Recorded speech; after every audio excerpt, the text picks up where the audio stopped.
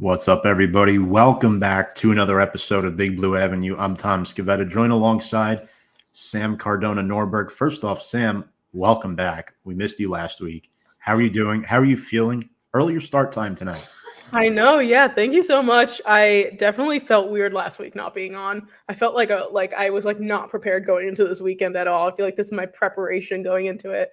But happy to be back. Happy to talk some Giants and talk about this upcoming game because it's a big one for us.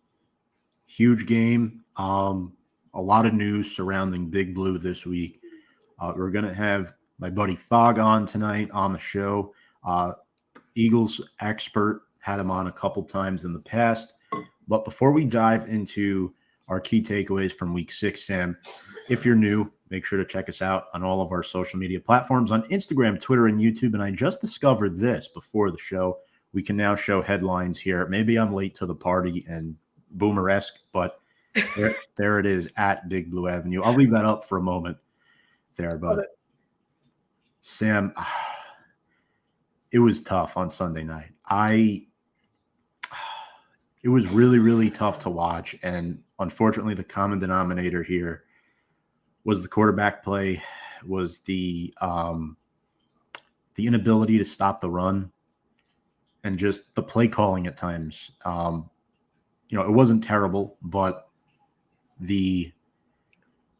what's the word I'm looking for? When you pivot, when you do something on the fly, the Giants really struggled with that. They couldn't elaborate on plays and make good plays, but they held Joe Burrow pretty well, and that's a big credit to players like Dexter Lawrence and Azeez Ojulari.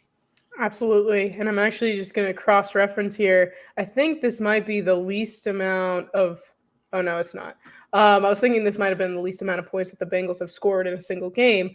It says that they only scored 10 against the Patriots, but nonetheless, to have this team keep Joe Burrow and the Bengals to 17 points is impressive in and of itself, but we got to get more points on the board. We can't just score one touchdown and just think, great, this is it.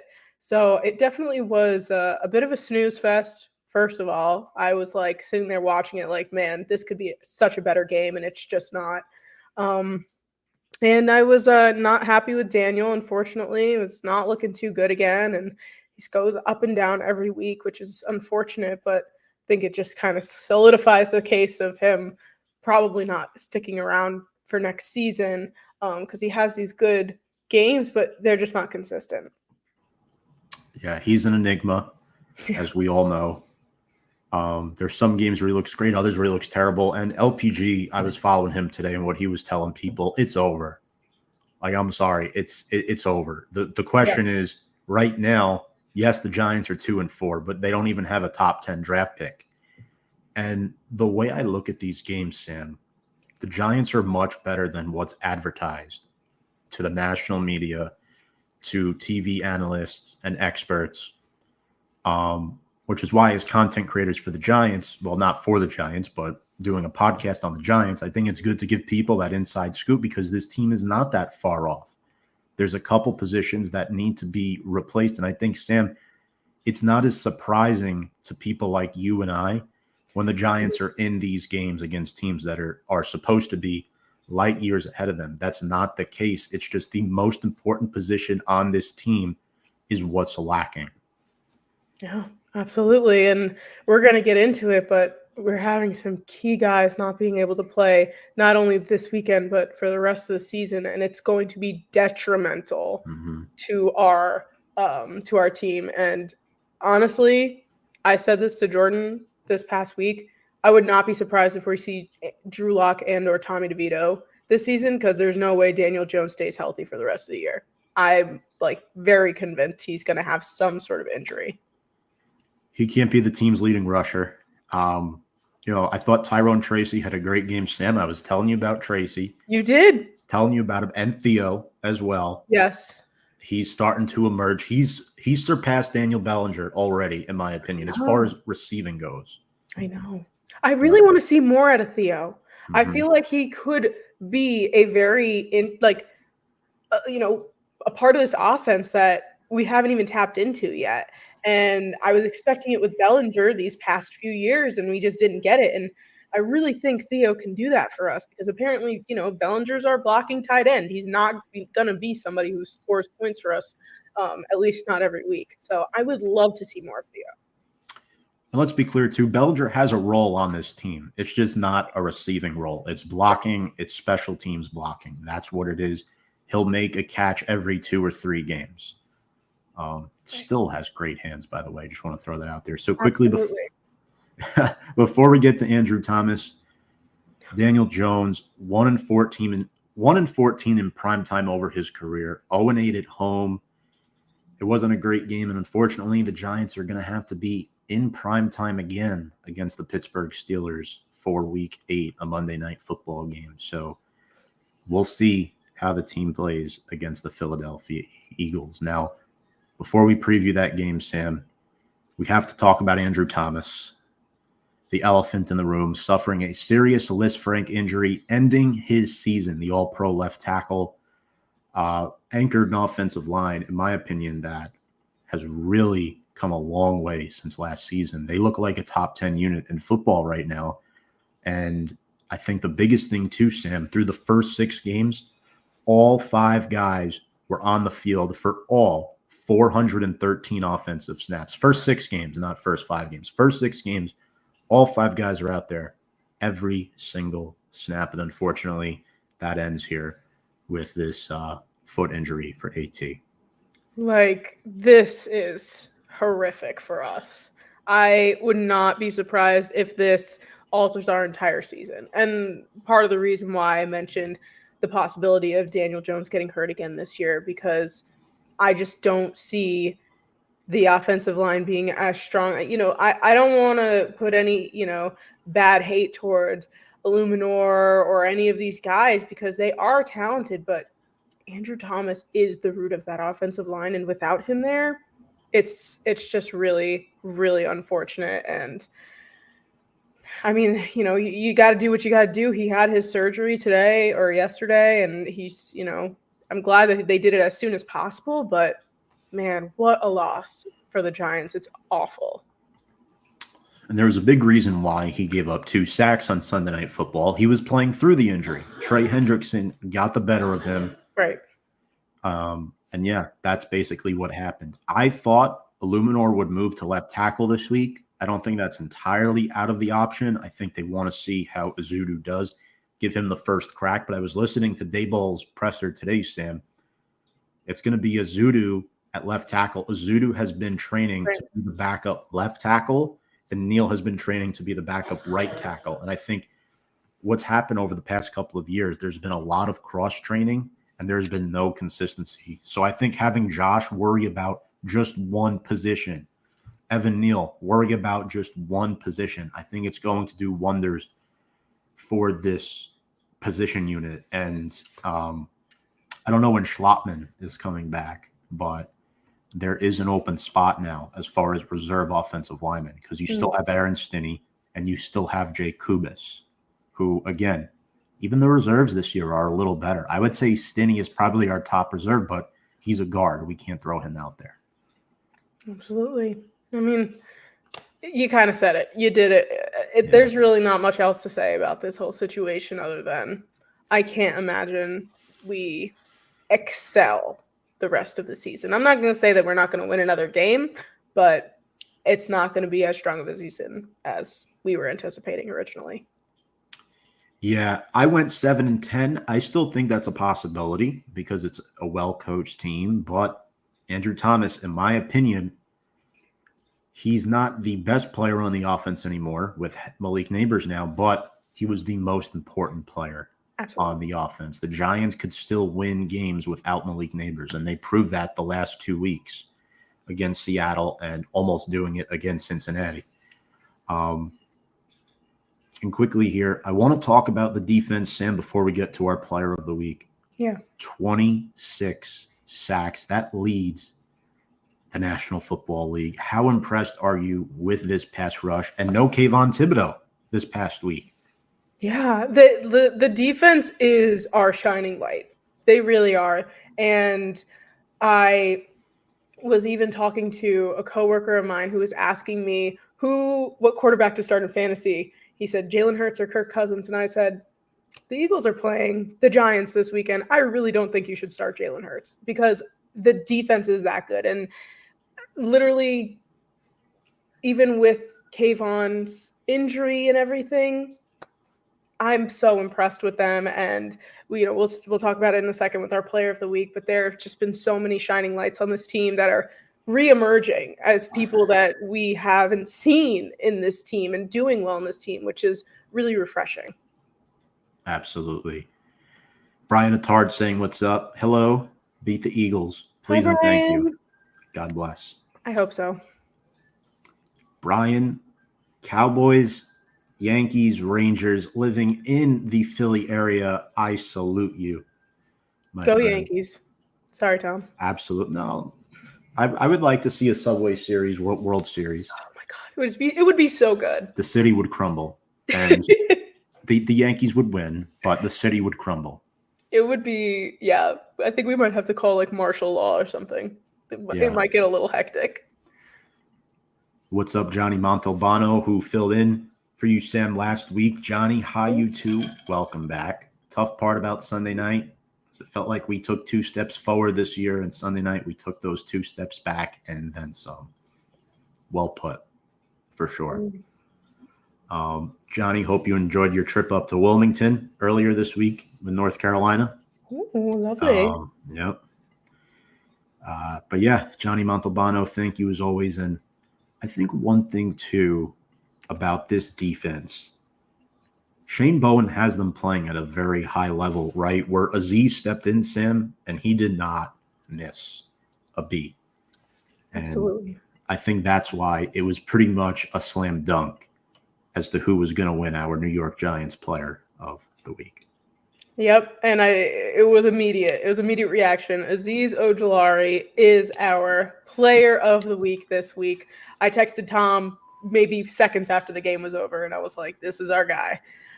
4 tackles, 2 sacks, 2 tackle for loss, 2 quarterback hits versus the Bengals. It's a great, great way to get the hold on Joe Burrow here. They led the New York Giants. He led the New York Giants with 18.8% pass rush win rate. And this past season, in the matter of 6 games, 14 tackles, 3 tackle for loss, 3 sacks. And Ojulari has played 43% of the defensive snaps this year, a little less than half.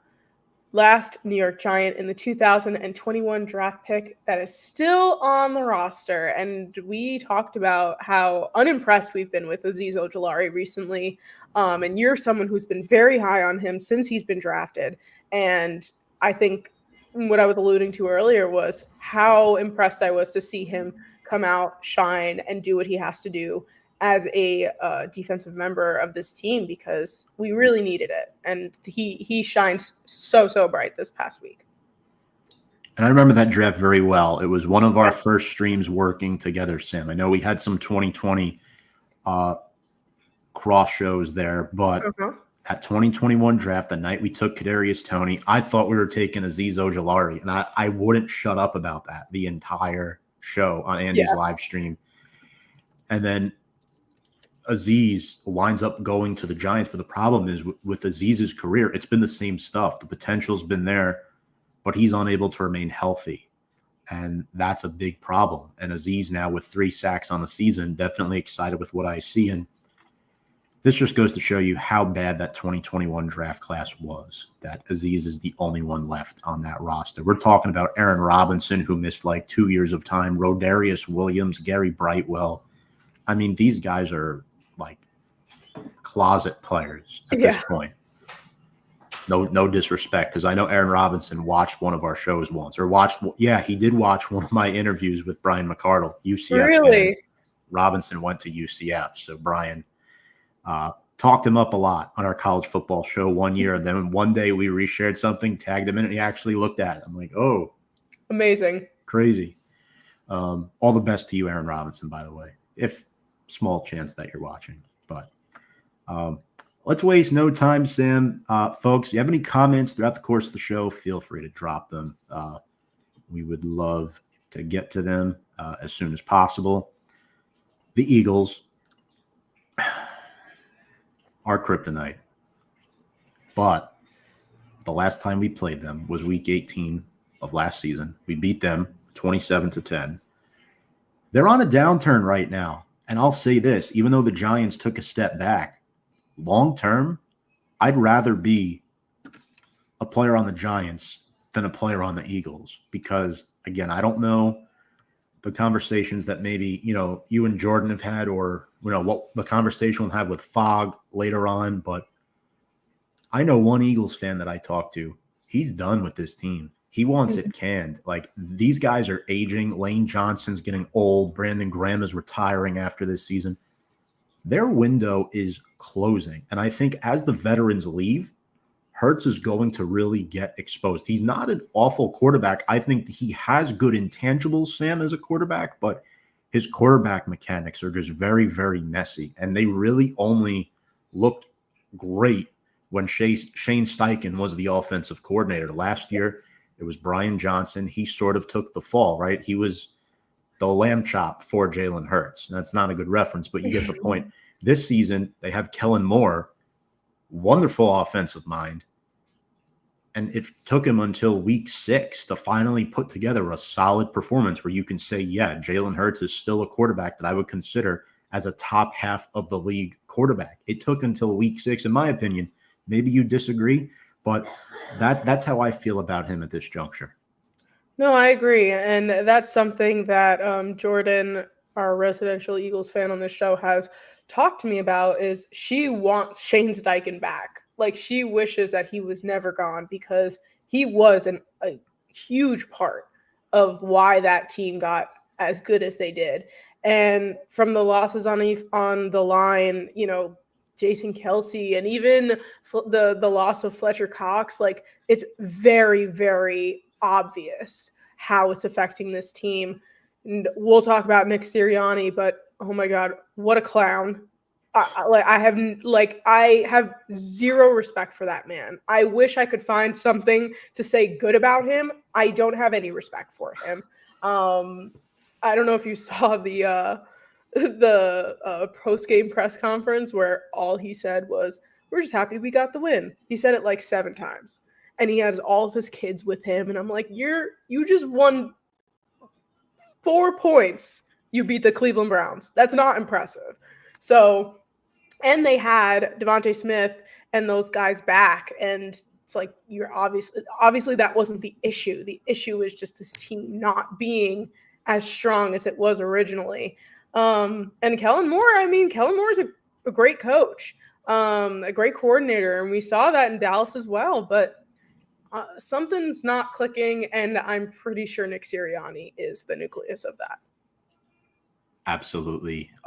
Yeah, I don't have too much respect for him either, going at it with the fans, making excuses for himself. And it's been a thing since 21, since he took, or 22.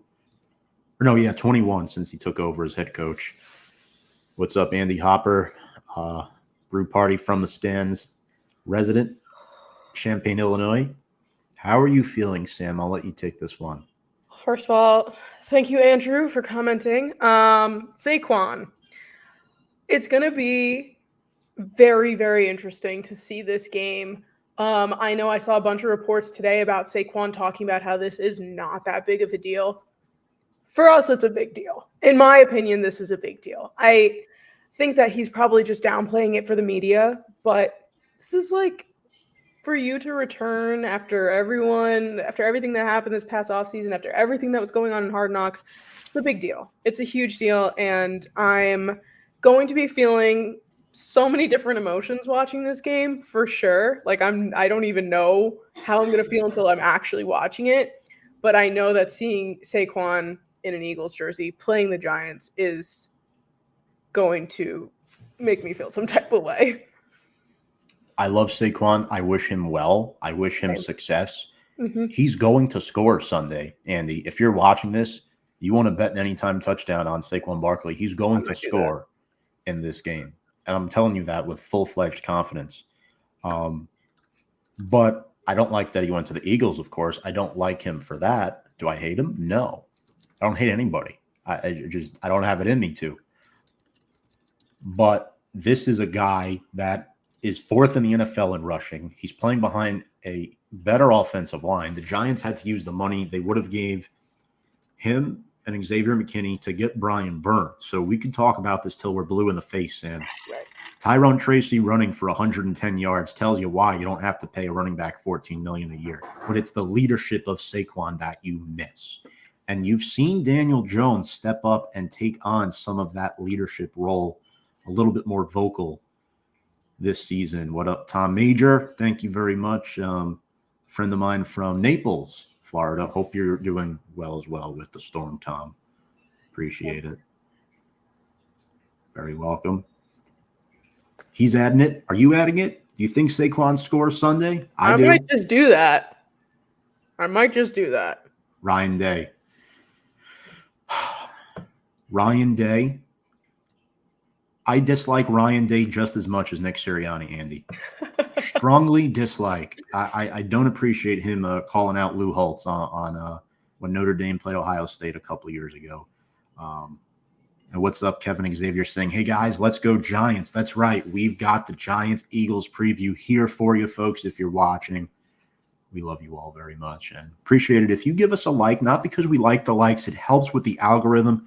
Get us shown to more people across the internet. That would be beautiful. But good news, Sam, this week, Malik Neighbors and Devin Singletary both rumored to return. Now, Brian Daboll did state today that it'll be Greg Joseph and Matt Hack again this week. Most likely, no Jamie Gillen. Graham Gano is eligible to come off of IR. His window will not open.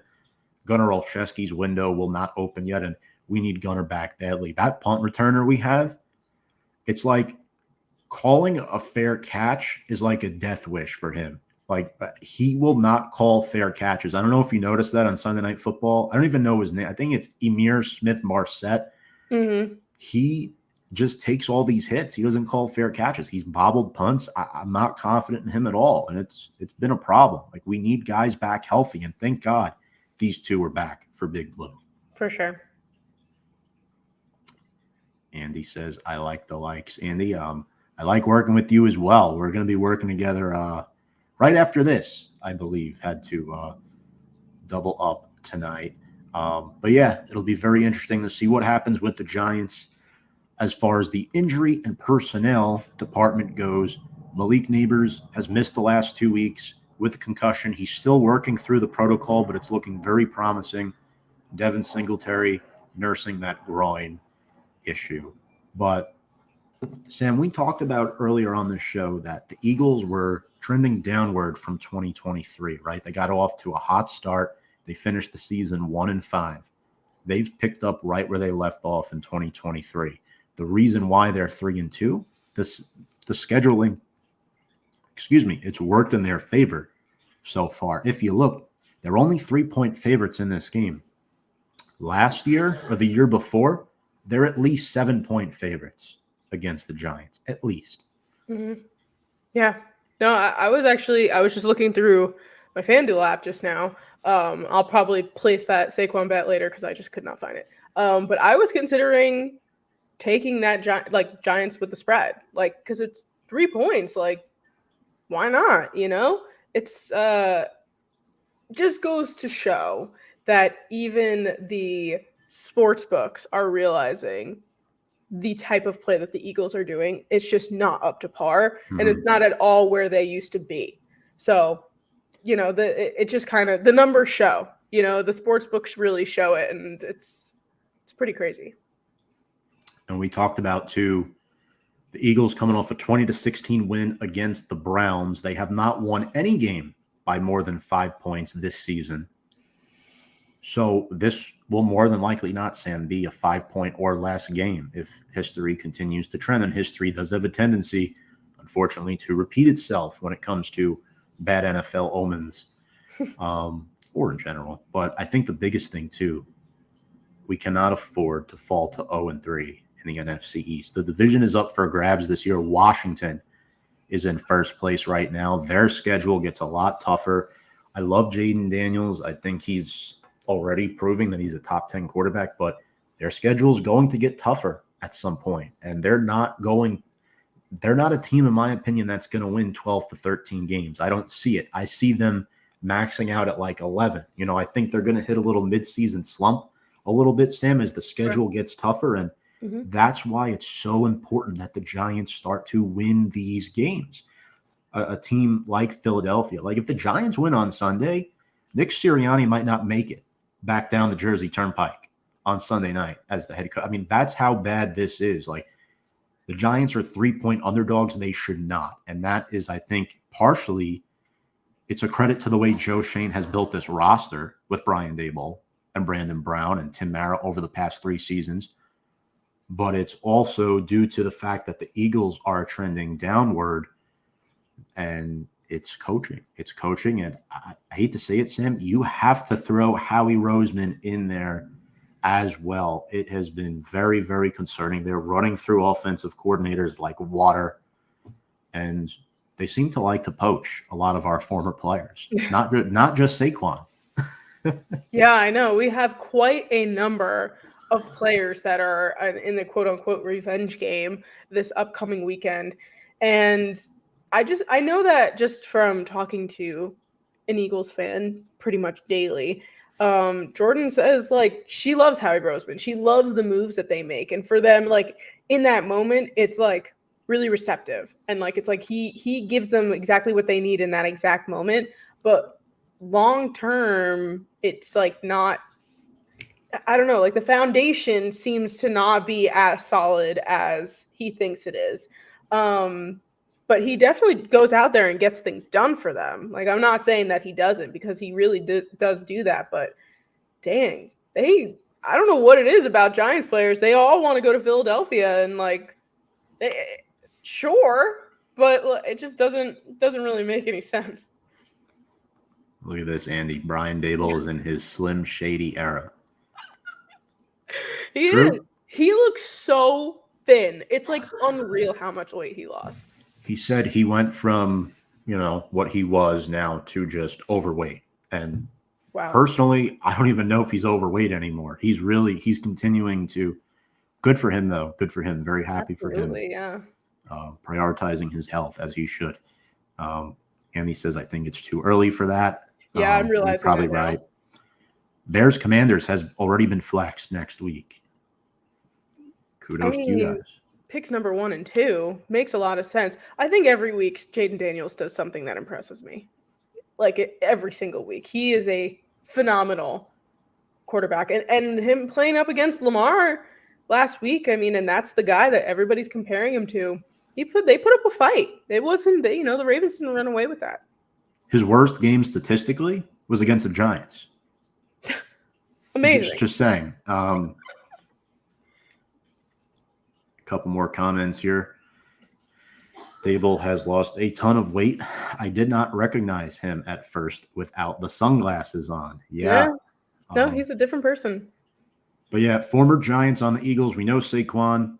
Nick Gates, backup lineman, former starter for the Giants. Jack Stahl, who spent the offseason here, is now their number 2 tight end due to the Dallas Goedert injury. He didn't even make our roster. What were we thinking there? James Bradbury, on injured reserve, he will not play. Paris Campbell, all of a sudden, who looks like an NFL wide receiver again. Yeah, what's that about? What the heck is that? Paris, literally like garbage on our team. Just like a Hall of Famer in Philadelphia. Like, what the heck? What quarterback are the Giants taking in the top 10? Andy, we're not even in the top 10 right now. We're 12 right now. Yeah, I don't know if there's going to be a quarterback available that the Giants will like, because I think, Sam, I had this conversation with a coworker the last couple weeks. The writing's on the wall for Daniel Jones. We all know that. Right. Bridge quarterback, call him whatever you want. I don't want to move on from him until I know we have our quarterback of the future. I don't want to take a quarterback just to take one. And the Giants showed us that. They could have easily taken J.J. McCarthy, 6th overall. They did not do that. He didn't even go into the top 10. Now, Andy, I'm not saying another year of Danny Dimes. What I'm saying is You can draft a quarterback. Doesn't have to be in the first round. Red shirt. You save more money if you release Jones at the end of 2025 than you do 2024. Mm-hmm. I think, my personal opinion, Jones should still be on the roster next season because I think the Giants are in a good enough cap situation where you should not release him because you're not going to save as much money as you want, and the Giants aren't in cap hell, thanks to Joe Shane. So, yeah, that's my thing there, and eventually have the rookie take over next year. That's if you're able to bring one in. Right. You know, what do you think of that? No, I 100% agree with you. I think that it just, at this point, it's like year after year after year, we've constantly said, this is the year Daniel Jones has to prove it. This is the year Daniel Jones has to prove it. And whether it's an injury or what have you, that has expanded this, test for him to see if he's our quarterback. It's like, we don't have time anymore to wait for him to be a good quarterback. And, you and I will sit there and we will support Daniel Jones until he retires from the NFL. I will always be a Daniel Jones supporter, wherever he may be. But unfortunately, with our team, it's just not really working. And like we said earlier in the show, he's not consistent. He's not consistent, and it's unfortunate. I do want to answer Andy's question, though. I've been all over Carson Beck, but lately, Andy, he has not looked great. He looked bad against Mississippi State last week. I don't know what it is. I know Georgia's having a lot of internal issues right now. 3 of their last 5 transfer receivers since 2021 have been arrested. It's been that bad. Like every month, Sam, you're hearing about one Georgia player or multiple Georgia players getting locked up for something dumb. Like what? Like what have they been arrested for? Well, one got arrested for what was it? Domestic abuse. Oh, jeez. You can look in. I don't want to get into too much more detail than that, but it's bad. Kirby Smart does not have control of that team, unfortunately, and it's a problem. So yeah, maybe other options I've looked at. I'm concerned about Quinn Ewers' medical history. Yeah. Cam Ward has looked good, but the problem with that is I don't know how he finishes the season, and he was a G5 quarterback up until last year. I want to see what he can do when he plays the meat of ACC opponents, and I think that starts this weekend at Louisville.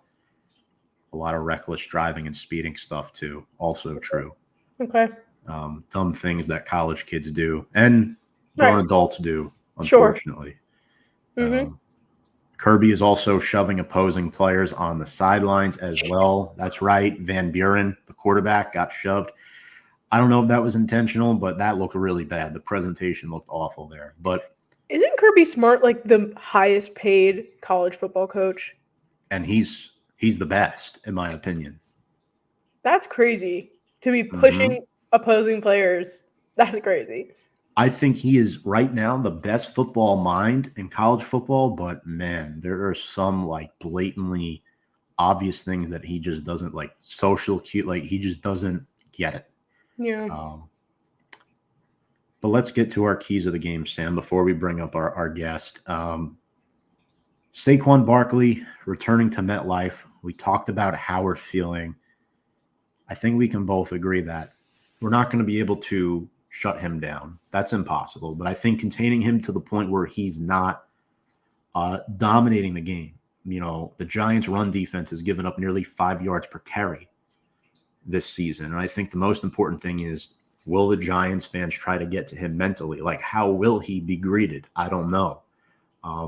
I could see him struggling early on, but, late first half, early second half, picking it up, putting the wheels on, and scoring a touchdown. Yeah.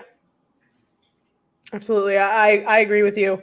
I have a feeling that he's going to come into MetLife and people are not going to be happy about it. I have a feeling that he's going to get booed.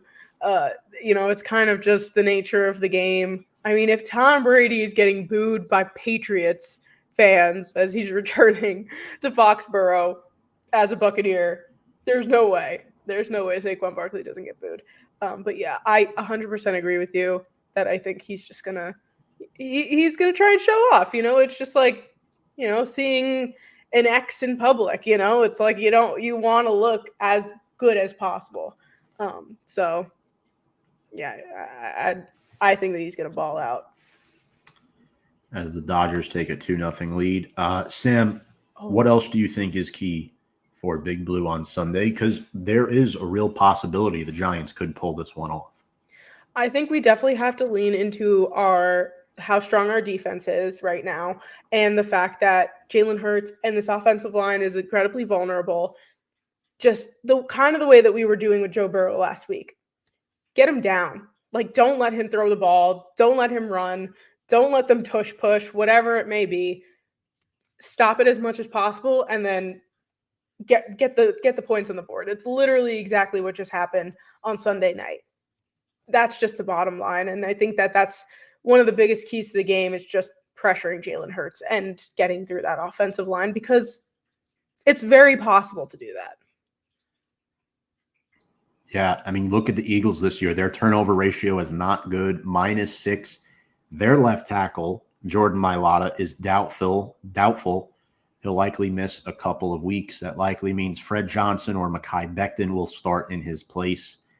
And not for nothing, too, I mentioned the Giants lead the league in sacks. They're 4th in QB hits. And I think, yeah, like you said, get Hurts uncomfortable. He's coming off his best performance. Smith and Brown are both back healthy. But I think, too, the same thing we just talked about, getting pressure, we got to do the opposite with our quarterback. We have to protect him with Daniel Jones. We don't know right now. Josh Azudu's taking first-team snaps at left tackle. I originally thought Neal, Sam. I was wrong. Azudu's probably going to start, but who knows what Dable is thinking. And the Eagles have some decent pass rushers. Josh Sweat, Nolan Smith, Brandon Graham, who's owned the Giants throughout his career. Yeah, no, definitely. We can't just sleep on this. They're not a horrible team, and it's divisional, but it is not out of the realm of possibility of us being able to beat them. Yeah. I think, too, you want to exploit the Eagles' defense early because, sorry, guys, I live by LaGuardia Airport. There planes flying over my house at 8:30 at night. It's all good. I'll be heading over there in the morning, or to Kennedy, actually. The Eagles' defense, they're giving up more points than what they score. So you definitely want to take advantage of that. And yeah, too, I think, Sam, the Eagles, they haven't stopped the run well either, despite what they have up front, right? The Georgia guys. We're talking about the Georgia Bulldogs being in trouble. Well, they're causing trouble in the pros. There's a lot of Georgia Bulldogs in the pros, and Jalen Carter and Jordan Davis are 2 of them. And if we're going to establish Devin Singletary, Tyrone Tracy, good luck. Good luck. Yeah, I remember when they drafted Jalen Carter, and Jordan was calling them the Philadelphia Bulldogs because it was just like it was all the Georgia's roster. Yeah, and it's I feel like this will be a pretty low-scoring game just because of the defenses and the lack thereof an offense on both sides. So maybe bet the under, possibly. But yeah, I think that the defenses are going to be the ones that rule this game. And now let's get into some players to watch. For Philadelphia, Sam, 2 or 3, however many you want to talk about. Who are you watching for the Eagles this week? Folks, not necessarily the superstar players, but anybody that you think could have an impact on this game, Sam. I am going to do the obvious. I'm going to say Saquon here just because of how we've been talking about him and how he's going to come out and most likely going to be running all over the field. I'll even say Jalen Carter on the defensive side because he's just been dominating recently. Just getting the ball, and making sure that their offense that they're going up against does not, convert to first down or anything along those lines. So I'll say those 2. Awesome. For me, I want to throw in rookie cornerback out of Toledo, straight out of the MAC, Quinyon Mitchell, going up against another first-round rookie in Malik Neighbors. Considering he clears concussion protocol, which he is on track to do, ladies and gentlemen. Mitchell against Neighbors is going to be very, very exciting. Mitchell has 6 passes defended on the season, still looking for that first interception. Obviously, Saquon, that's a given. We've talked about him the whole show. He still has incredible jump cuts. He's changing directions well. He's using his offensive linemen as shields in short goal line yardage situations. But for me, it's not wide receiver 1. It's wide receiver 2, Devontae Smith. In 4 games played this season, he has 24 catches for 303 yards and 2 scores. He will likely draw the Cordell Flott assignment. I don't know about you, Sam. I think there's more of a drop-off between Devontae Smith and Cordell Flott, as where I think Smith is significantly better than Flott. A.J. Brown, in my opinion, even though he's probably a top 10, 15 receiver, he's not significantly better than Deontay Banks. Yeah. And A.J. Brown's kind of been MIA apart from the injury and everything along those lines. He's not doing nearly as much as he's done in the past. No. Granted, he's only played in 2 games this season. He's looked very, very impressive. But in 4 career games against the Giants, just 15 catches, 254 yards, and 1 score, compared to Devontae Smith. Ooh. In 5 games against the Giants, 3 touchdowns, 312 yards, and 23 catches. So Smith has been more successful against Big Blue. I mean, the good thing here, guess who they don't have anymore? Boston Scott. Yes. Who always runs over us every single time. So that's a plus in that department. We don't have to worry about him this week.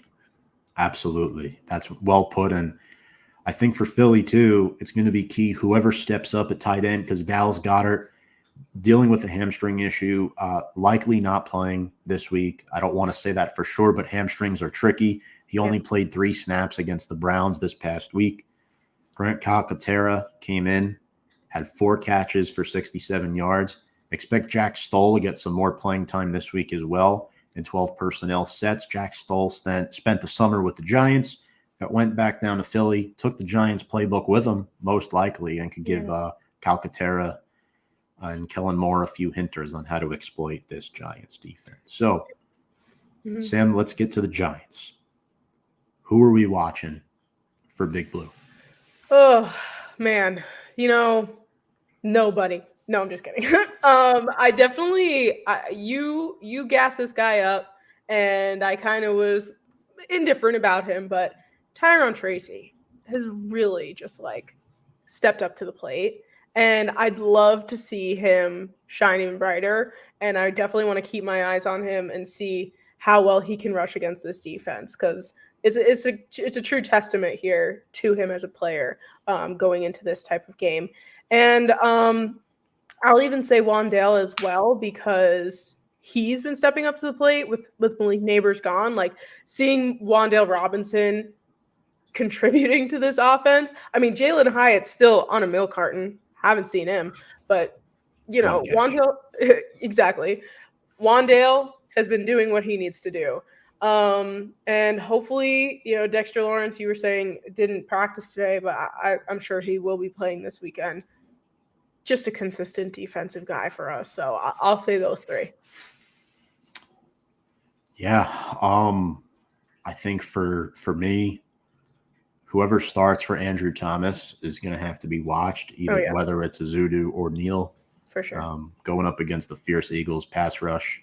I'm going to go with Tyler Nubin on the defense, a little bit of a floater, wild card pick this week. He quietly leads the Giants with 39 tackles. Now, granted, you never want to see your safety lead the team in tackles. However, Nubin, like Pinnock, likes to play on that intermediate level of the defense, closer to the line of scrimmage. Belton is more of that free safety. We've been seeing more of a 3 safety look the past 2 weeks defensively because of the matchup when teams have good receivers.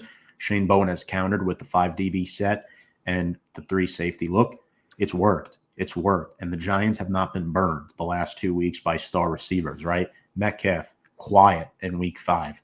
This past week, Jamar Chase and T. Higgins, sure, they got their bread and butter, but they didn't blow the top off this defense, and it worked. So if you're going to stop A.J. Brown and Devontae Smith, I want to see a lot out of that secondary. And for me, Tyler Nubin's looked really, really well. And Defense only has 1 pick through the first 6 weeks of the season, ladies and gentlemen.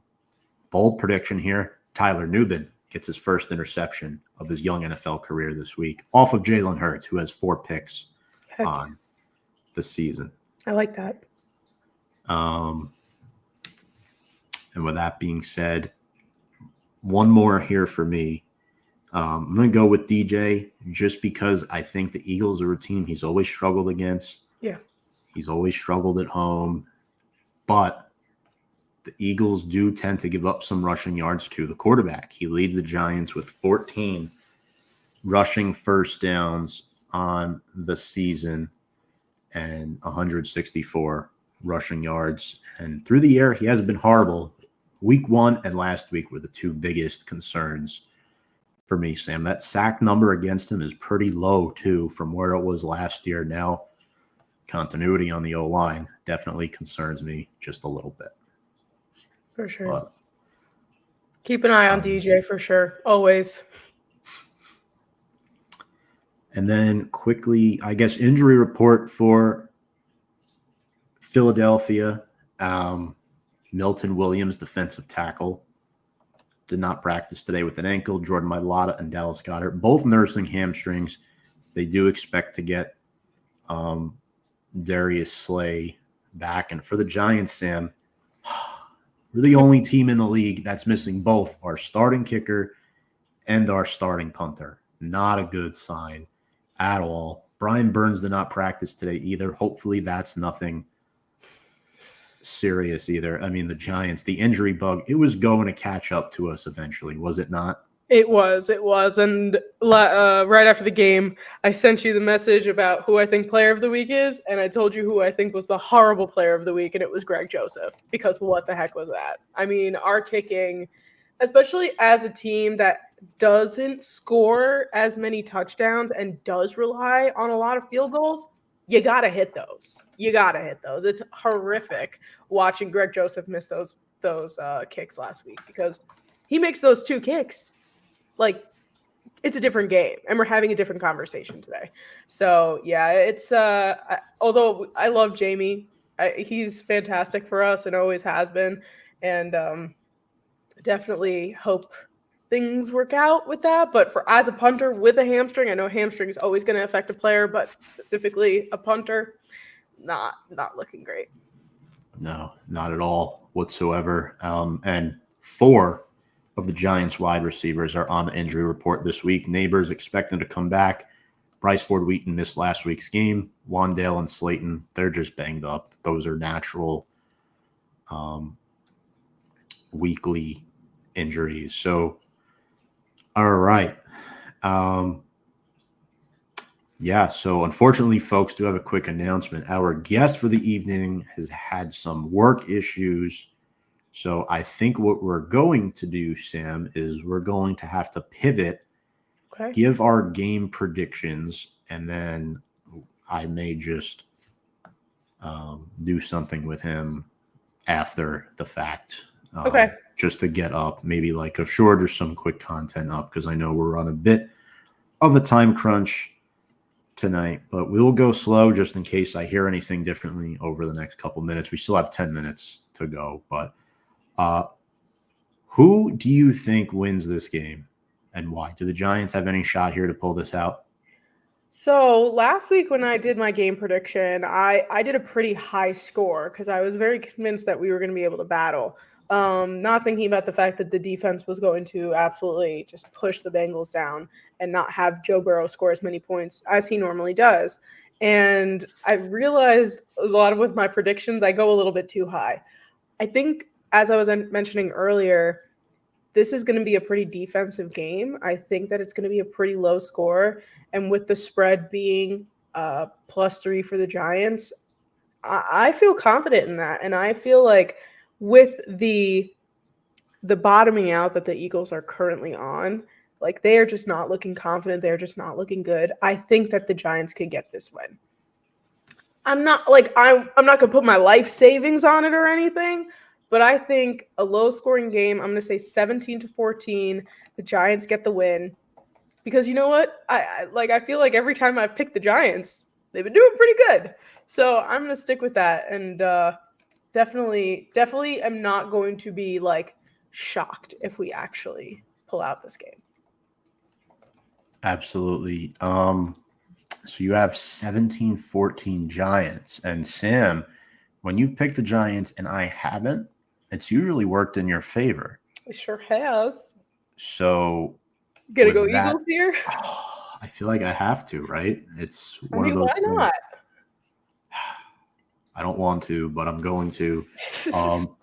Before we even went live, folks, just so you know, I don't have a hand up my ass. I was picking Philly before the show. Right. So with that being said, I'm going to go Eagles. Final score 25-22. Okay. Weird score, but I think field goal game does it. I think the Giants easily cover that spread, but I think the biggest thing, Sam, Andrew Thomas is out. You know, Daniel Jones inconsistent, streaky. We don't know how the O-line's going to look. There's a lot working against the Giants, and with Smith and Brown back, I don't know how they're going to hold up. I don't know how, but that's my prediction. So what we can do, folks, is maybe next 5 minutes or so. Actually, we just got an update. Probably not, but he will do reels for us and send it to me tomorrow. So I will sort that out with Fog. Cool. Stuff happens in life, folks. We apologize about that. But I did want to ask you, Sam, and since Fog can't be here, I do want to ask you, will Nick Sirianni last as the Eagles head coach through the end of the season? You know, I'm going to say no. I'm going to say no, especially if the Giants get a win on Sunday and they beat the Eagles. I think the burner under Nick Sirianni's ass is going to get kicked up a notch, and everybody's going to be like, oh, this is it. He can't even beat the Giants, da-da-da-da-da. So that's going to be a big story if that does happen. Even if they do get the win over the Giants, I mean, we're even seeing Eagles fans, quote-unquote, celebrating this past win against the Browns. Like, it's a bad win. I know that's like, there's no such thing as a bad win, but technically doesn't look good. Honestly, I'd love to just – I know you've said it, though. We kind of want him to stick around because of how detrimental he is to this organization. But I think Howie's going to get so sick of him. And I think he's going to go.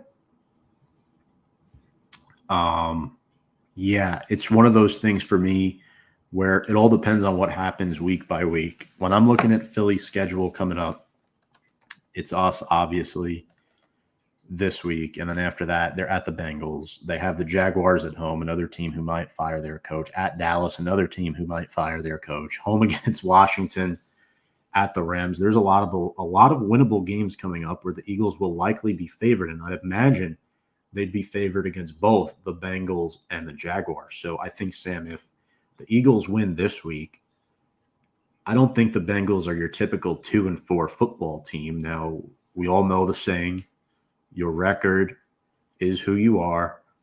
But with Cincinnati, I think they have potential there to upset Philly. I'm trying to think if it happens mid-season. I'm going to go out on a limb and say it's going to happen.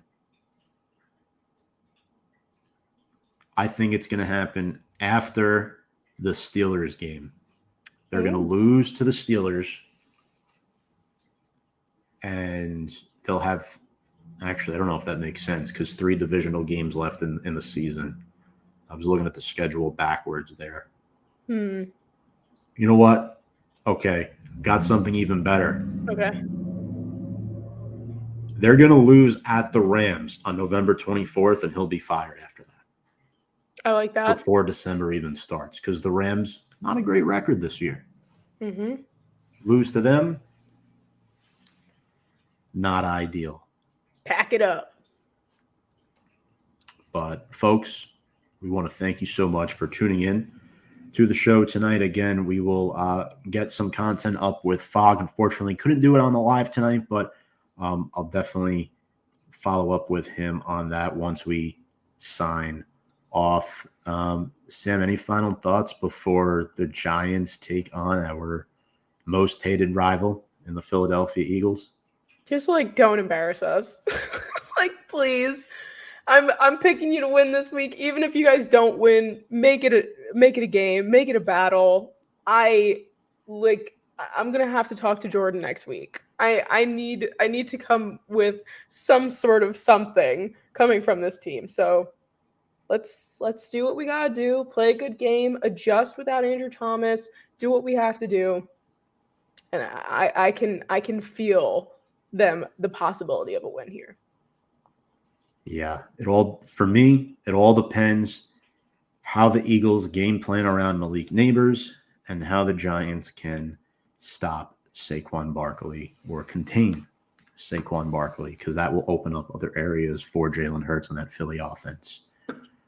Folks, if you are tuning into us for the first time and want to check out more of our content, remember to follow us on all of our socials below. Instagram, Twitter, YouTube at Big Blue Avenue. She's Sam Cardona Norberg. I'm Tom Scavetta. We wish you all an awesome evening. Thank you all for all the comments, likes, and subscribes tonight. We appreciate you. And without further ado, let's go Big Blue.